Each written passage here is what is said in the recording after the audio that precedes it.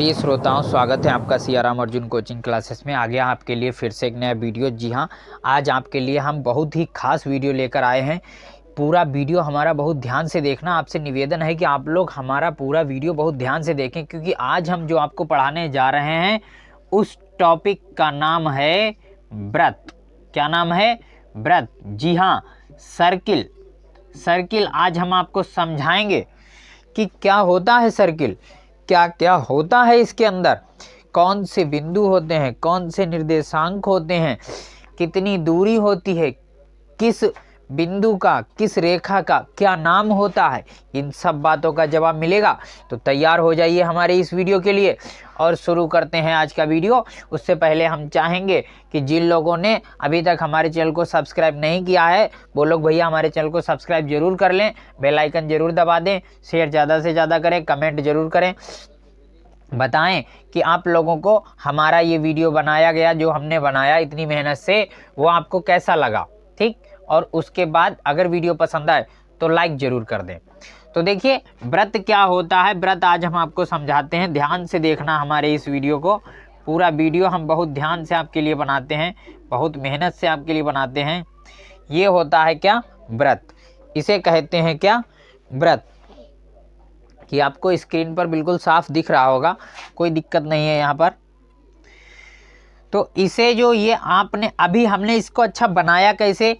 ये हमेशा प्रकार से बनाया जाता है। प्रकार को हमने कहाँ रखा?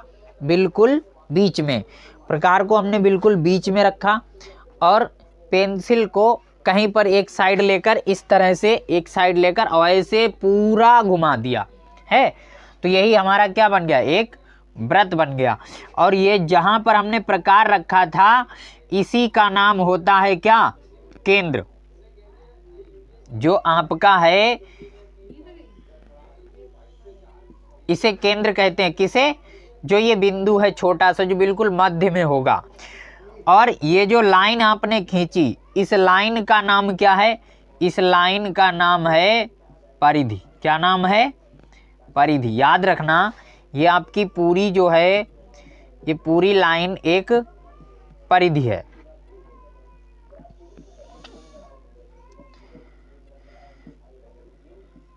सर्क्यूम्फ्रेंस भी इसे कहते हैं। तो यहां पर आप समझ सकते हो, ये इस तरह से ये आपकी जो पूरी लाइन है, इस पूरी लाइन का नाम क्या होता है? परिधि। क्या नाम होता है? परिधि। ठीक, तो ये तो हो गई परिधि, ये हो गया केंद्र। अब देखो, केंद्र से परिधि तक की जो दूरी है, इसके बीच की दूरी, इसी का नाम होता है क्या? त्रिज्या। क्या नाम होता है? त्रिज्या, यानी रेडियस कह सकते हो इसे आप, यहां से लेकर यहां तक। ठीक, देखो बिल्कुल साफ करके बना रहे हैं हम, कोशिश कर रहे हैं। आप लोग ध्यान से देखिए हमारे पूरे वीडियो को। एक एक बात आपको समझाएंगे। आज आपको व्रत संबंधित जो भी समस्याएं होंगी वो आपकी सॉल्व हो जाएंगी, बिना किसी झिझक के, बिना किसी अटक के। तो देखते रहिए ध्यान से हमारा पूरा वीडियो। तो इसे कहते हैं त्रिज्या। अब देखो यहां से यहां तक,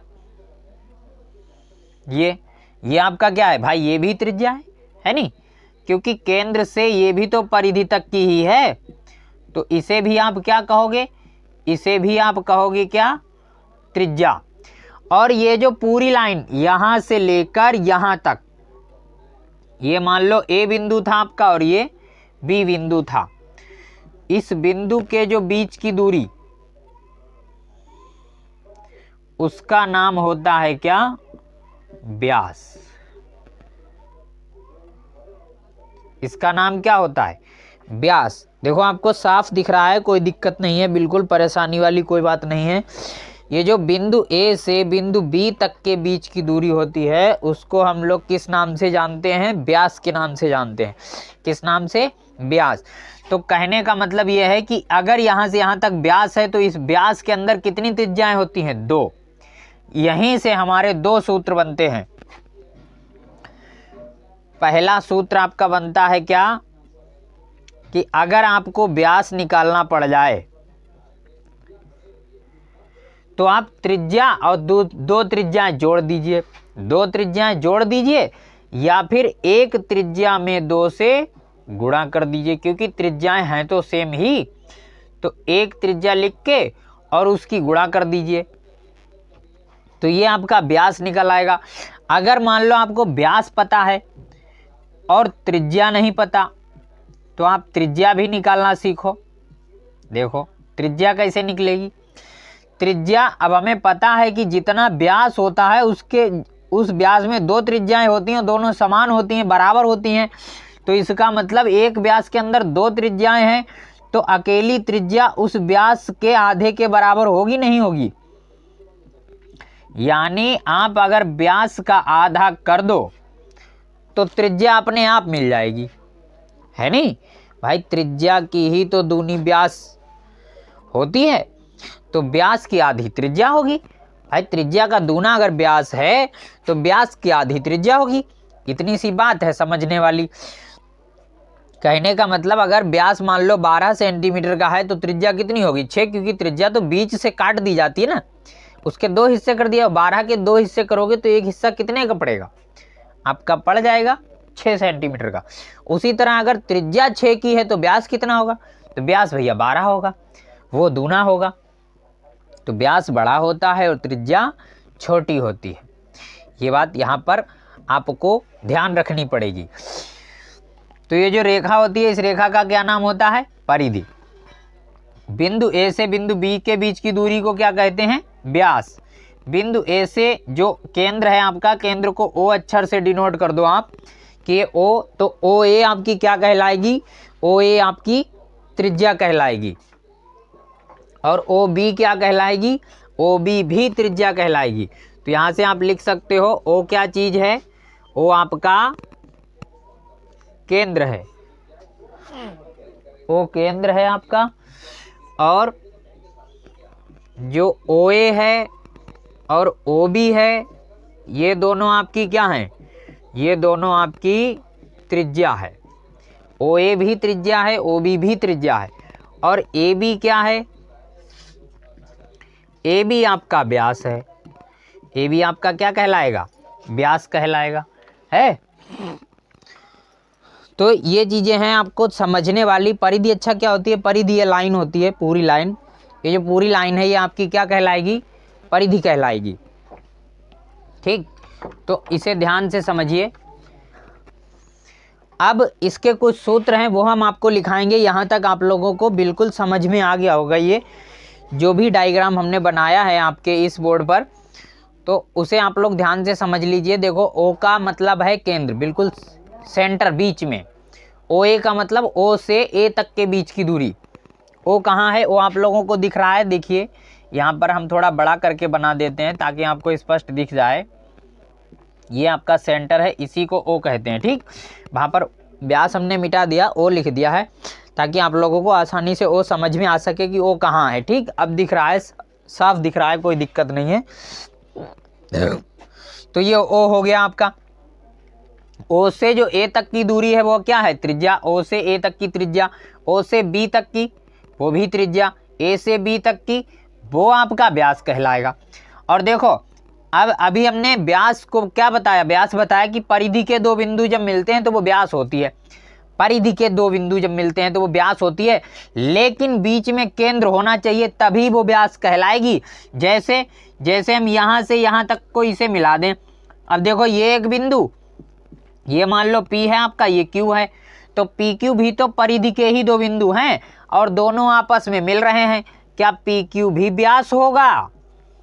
ये एक प्रश्न आपके सामने तैयार हो जाता है कि क्या PQ भी व्यास होगा? नहीं, क्योंकि PQ के बीच में सेंटर नहीं आया, केंद्र नहीं आया। केंद्र भैया यहाँ से बहुत दूर है, और केंद्र जब दूर है तो इसी को हम लोग एक नया नाम दे देंगे, और वो नाम होगा आपका क्या, जीवा।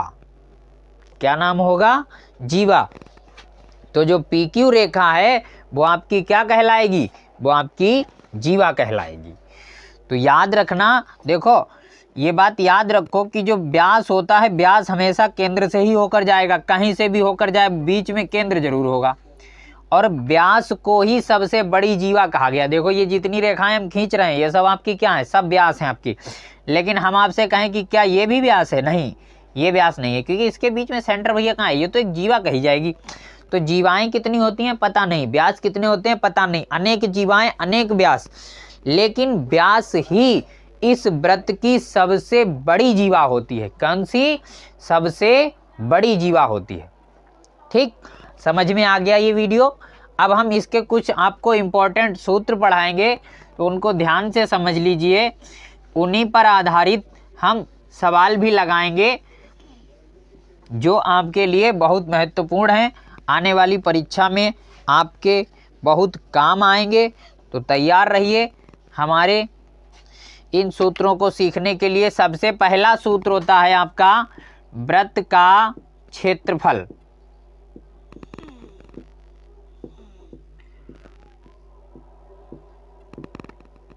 व्रत का क्षेत्रफल, व्रत के क्षेत्रफल का क्या सूत्र होता है? व्रत के क्षेत्रफल का सूत्र होता है बराबर पाई आर स्क्वायर। अच्छा, ये आर क्या चीज़ है?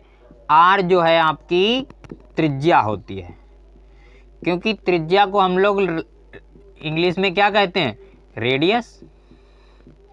इसीलिए इसे कैपिटल आर या छोटी आर से प्रदर्शित कर लेते हैं, ये पाई आर स्क्वायर। अब ये पाई क्या है? अगर आपने पढ़ा है तो आपको पता होगा पाई क्या होता है। पाई एक इकाई होती है जिसका अपना मान होता है, और पाई का मान होता है कितना? 22/7 या 3.14। ये पाई के मान है, इन्हें याद रखना। पाई का मान जब कभी भी जरूरत पड़े तो आप इसी तरह से रखोगे। और दूसरी बात, अगर आपने कभी भी क्षेत्रफल निकाला तो क्षेत्रफल में हमेशा मात्रक। अच्छा, क्षेत्रफल क्या होता है ये भी तो पता होना चाहिए, है नहीं? तो ये जो आपका मान लो व्रत है, इस व्रत का क्षेत्रफल मतलब इसमें अंदर जगह कितनी है, वही आपका क्षेत्रफल कहलाता है। इसमें अंदर कितनी जगह है वो आपका क्या कहलाएगा? क्षेत्रफल। और क्षेत्रफल का जो मात्रक होता है वो लास्ट में जब भी आंसर निकालेंगे तो उसे मीटर स्क्वायर या सेंटीमीटर स्क्वायर या किलोमीटर स्क्वायर या आपका डेसीमीटर स्क्वायर, कहने का मतलब ये स्क्वायर जरूर लगाएंगे। क्षेत्रफल का जो भी आपका आंसर आएगा उसमें हम लोग metre square, centimetre square, decimetre square, decametre square, kilometre square ये जरूर लगाएंगे। इनमें से कोई एक जरूर लगाएंगे। ठीक, तो ये तो हो गया आपका क्या? व्रत का क्षेत्रफल पाई गुणा, यहाँ पे गुणा है ध्यान रखना, पाई गुणा आर स्क्वायर, मतलब पाई गुणा त्रिज्या का वर्ग। दूसरा सूत्र होता है आपका व्रत की परिधि। व्रत की परिधि। अच्छा, व्रत की परिधि का क्या सूत्र होता है? परिधि का मतलब 2 पाई आर। परिधि देखो, परिधि इसे कहते हैं, ये जो लाइन होती है इसी का नाम होता है परिधि। तो 2 पाई आर, 2 पाई आर का मतलब कि 2 गुणा 22/7 गुणा आर। आर का मतलब हमने आपको बताया त्रिज्या, केंद्र से कहाँ तक की दूरी? परिधि तक की दूरी, उसी को हम लोग कहते हैं क्या? आर, यानी त्रिज्या। अब अच्छा, जब परिधि का मान निकालेंगे तो उसमें मात्रक लिखेंगे, तो वहाँ पर याद रखना, वहाँ पर खाली सेंटीमीटर लिख सकते हो, मीटर लिख सकते हो, किलोमीटर लिख सकते हो, डेकामीटर, हेक्टोमीटर, मिलीमीटर, जो भी लिखना है वो सिंपली लिख दो, उसमें कोई घात लगाने की जरूरत नहीं है आपको। ठीक है, तो ये आपको यहाँ से 2 सूत्र जरूर समझ में आए होंगे कि व्रत का क्षेत्रफल होता है पाई आर स्क्वायर, व्रत की परिधि का सूत्र होता है 2 पाई आर यहाँ से।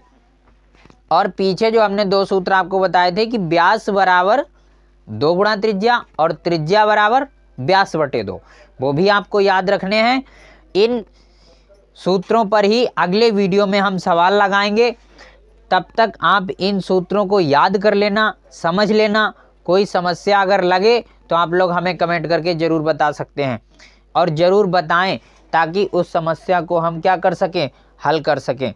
तो मिलते हैं अगले वीडियो में, तब तक इंतज़ार करिए हमारे आने वाले अगले वीडियोज़ का, क्योंकि आने वाला जो अगला वीडियो है वो बहुत ही ज़रूरी होने वाला है। कुछ ऐसे सवाल बताएंगे जिसे देखकर आप लोग वाकई में चाहेंगे अब कि गणित को सीखना चाहिए। गणित सीखने का ही एक विषय है, बस आप अपने आप को उसके लिए तैयार करने की एक हिम्मत जुटा पाओ। ठीक, तो मिलते हैं अगले वीडियो में, तब तक हंसते रहो, मुस्कुराते रहो और हमारे वीडियो को शेयर ज़रूर करते रहो।